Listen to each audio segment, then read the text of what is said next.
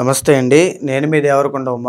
శని వక్రించడం అంటే ఏంటి అంటే ఇక్కడ జూలై 18వ తారీఖు దగ్గర నుంచి నవంబర్ 27వ తారీఖు వరకు శని వక్రించడం జరిగింది.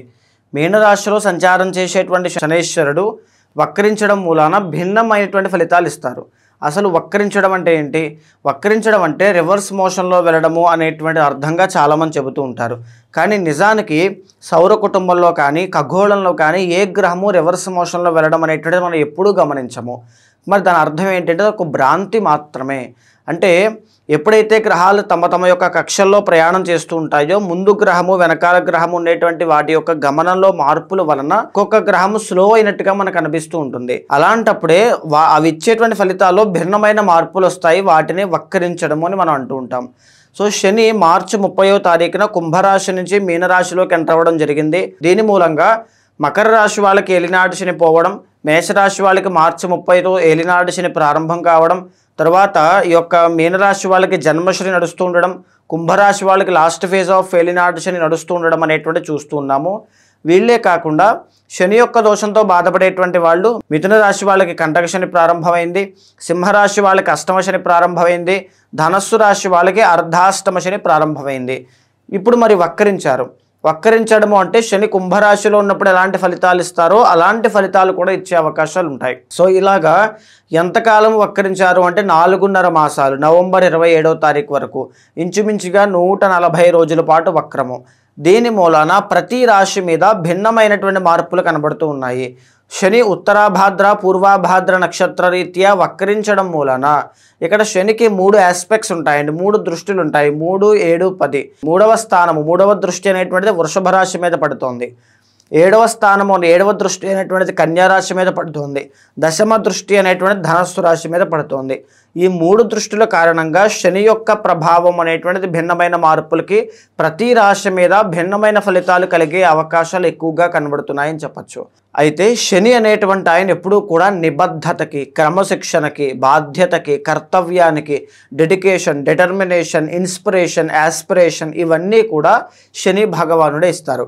ఒకవేళ శని కనుక బాలేకపోతే దీనికి కంప్లీట్గా ఆపోజిట్గా బద్ధకము, సోమరితనము, తర్వాత నిర్లక్ష్యము ఇలాంటివన్నీ నెగిటివ్ ఎఫెక్ట్స్ అనేటువంటివి కూడా ఇచ్చే అవకాశాలు ఉంటాయి. సో ఇక్కడ జనరల్లీ శని అనేటువంటి ప్లానెట్ మనం మందగమనుడు అంటామండి. అంటే స్లో మూవింగ్ ప్లానెట్. అంటే ఒక్కొక్క రాశి నుంచి ఇంకొక రాశికి వెళ్ళేటప్పటికి 2.5 years పడుతుంది. అలాంటి శని వక్రించినప్పుడు అంత మందగమనుడు. అది మూవింగ్లోనే కాదు ఫలితాలలో కూడా చాలా మందగమనుడు, చాలా స్లోగా ఉంటాయి ఫలితాలు. అలాంటిది వక్రించినప్పుడు చాలా ఫాస్ట్గా ఇమీడియట్ యాక్షన్స్ అనేటువంటివి మనం చూస్తూ ఉంటాం దీన్నే వక్రించినప్పుడు. సో ఇప్పుడు ఈ యొక్క శని వక్రించినప్పుడు శని ఇచ్చేటువంటి బాధ కానీ హాని కానీ అంత ఎక్కువగా ఉండదు, చాలా వరకు తగ్గిపోతుంది. ఇన్ఫ్యాక్ట్ చాలా రాశుల వాళ్ళకి శుభ ఫలితాలు కూడా కనబడతాయి అని చెప్పుకోవచ్చు. ఇక్కడ ఏ రాశుల వాళ్ళకి ఎలాంటి శుభ ఫలితాలు లేదా ఎలాంటి ఫలితాలు ఉన్నాయి అనేటువంటిది మనం క్లారిటీగా డీప్గా ఒకసారి చూద్దాం. సో వృషభ రాశి వాళ్ళకి శని వక్రించడం అనేటువంటిది ఎలా ఉంటుందో మనం చూస్తే కనుక వృషభ రాశి వాళ్ళకి 11th హౌస్లో శని వక్రించడం అనేటువంటిది జరుగుతుందండి.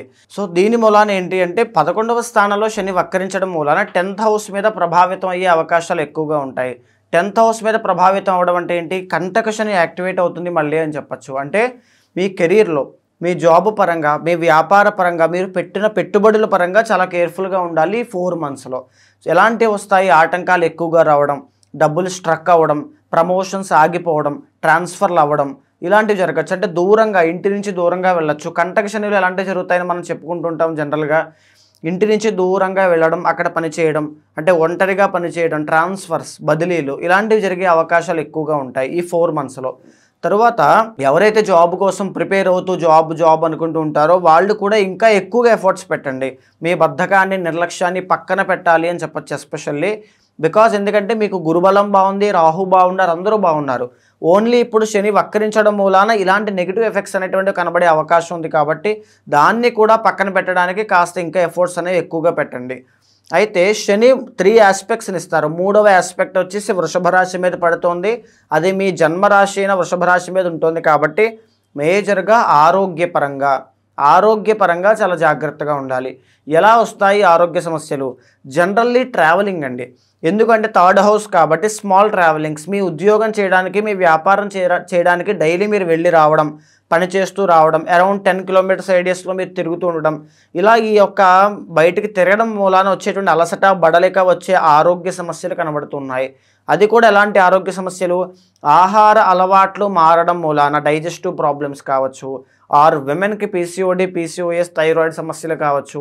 ఈ 4 monthsలో ఎస్పెషల్లీ కనబడేటువంటి అవకాశాలు ఎక్కువగా ఉన్నాయి. చాలా చాలా కేర్ఫుల్గా ఉండండి. కొలీగ్స్తోనూ సిబ్లింగ్స్తోనూ మంచి రిలేషన్ అనేటువంటిది మెయింటైన్ చేయండి. అయితే 7వ ఆస్పెక్ట్ అయినటువంటి కన్యా రాశి మీ యొక్క జన్మరాశి వృషభ రాశి దగ్గర నుంచి 5వ స్థానము.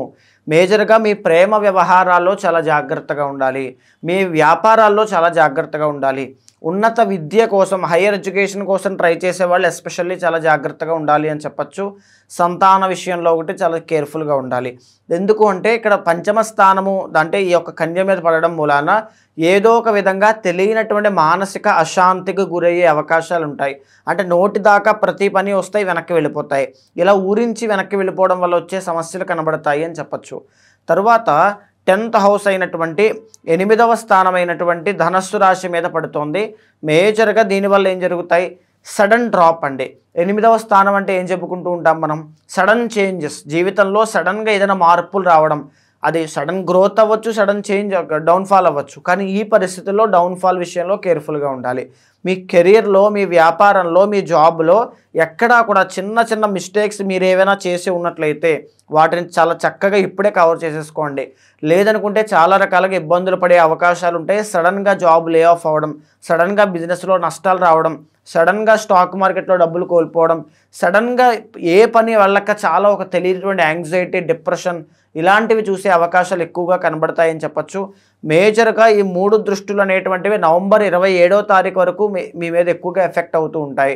సో శని వక్రించి ఉన్నారు కాబట్టి ఈ సమయంలో శనికి సంబంధించినటువంటి శాంతి పరిహారములు: నీలాంజన సమాభాసం రవిపుత్రం యమాగ్రజం ఛాయామార్తాండ సంభూతం తం నమామి శనైశ్వరం అనేటువంటి మంత్రాన్ని నిత్యము 19 సార్లు జపం చేస్తూ, వెంకటేశ్వర స్వామి ఆరాధన చేస్తూ, శివ ఆరాధన కానీ మీ ఇష్టదైవ ఆరాధన కానీ ఎక్కువగా చేస్తూ వెళ్ళండి. మీ పర్సనల్ చార్ట్లో శని కనుక బాగున్నారనుకోండి, ఏ ప్రాబ్లం ఉండదు, చాలా ఈజీగా ఓవర్కమ్ చేసేస్తారు. శని ఎప్పుడైతే బాగుంటారో ఇండిపెండెంట్గా, ఇండివిజువల్గా పైకి ఎదగగలిగేటువంటి కెపాసిటీ, పొటెన్షియల్ని ఎక్కడికో తీసుకెళ్ళిపోతారు. మీకంటూ ఒక స్టామినా కావచ్చు, ఆ పొటెన్షియల్ కావచ్చు, చాలా బాగా డెవలప్ అవుతుంది. శని అనేటువంటి ఆయన చాలా హ్యూజ్ మార్కెట్ అండి. కోల్స్, మైన్స్, ఆయిల్, పెట్రోలియం ఇవన్నీ ఆయనే. అంటే చాలా పెద్దగా వెళ్ళేటువంటి అవకాశాలు ఎక్కువగా ఉంటాయి. మీ పర్సనల్ చార్ట్లో శని బాగుండాలి, శని యోగకారకుడు అవ్వాలి, శుభుడు అవ్వాలి. ఇలాంటి ఫలితాలు ఉన్నాయో లేదో మీ పర్సనల్ చార్ట్ చెక్ చేసుకోండి. అక్కడ కూడా ఏదైనా శని దోషం ఉంటే తగినటువంటి శాంతి పరిహారములు వెంటనే ఆచరించండి. ఎక్స్ట్రాడినరీ రిజల్ట్స్ అనేటువంటి 4 monthsలో కూడా కనబడతాయి.